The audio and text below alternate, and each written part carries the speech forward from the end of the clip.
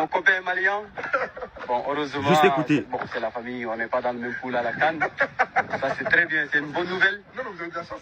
Oui, je sais. Voilà. Le Mali, en ce moment, les chaussures, moi, j'ai peur.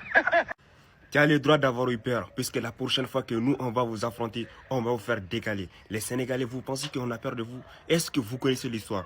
Nous, les Maliens, on a une histoire à écrire. Nous, les Maliens, on a une histoire à faire respecter. Regardez-moi les 4 dernières du match contre le Mali et le Sénégal. Le Sénégal n'a quasiment jamais nous battu. Même si vous avez Brahim Baye, Pape Gueye, Lamine Camara, nous, on n'en a rien à foutre. Les aigles du Mali vont écrire l'histoire. Et cette année, le Mali a eu son déclic.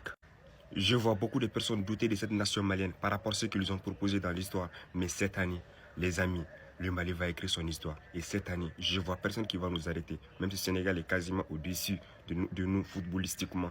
Mais on sait qu'ici en Afrique, ce n'est pas la meilleure nation qui produisait la meilleure football qui gagne, à l'image de la dernière CAN. Et du coup, notre déclic qu'on a eu, alors le trophée, ça sera pour nous. Les Sénégalais, on est frères. Mais cette fois-ci, notre histoire, on va l'écrire. Les gars, si vous arrivez à regarder cette but et de dire que ce n'est pas la meilleure but de cette CAN, je cloisonnerai mon compte. Alors regardez.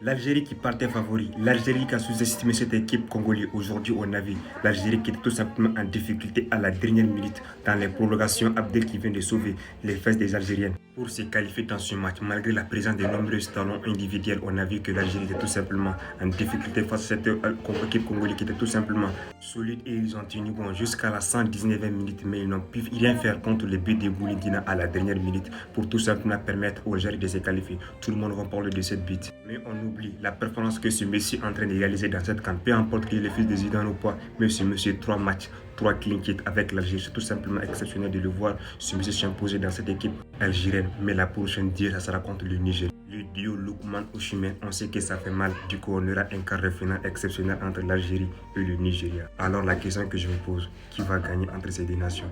Vos avis en commentaire.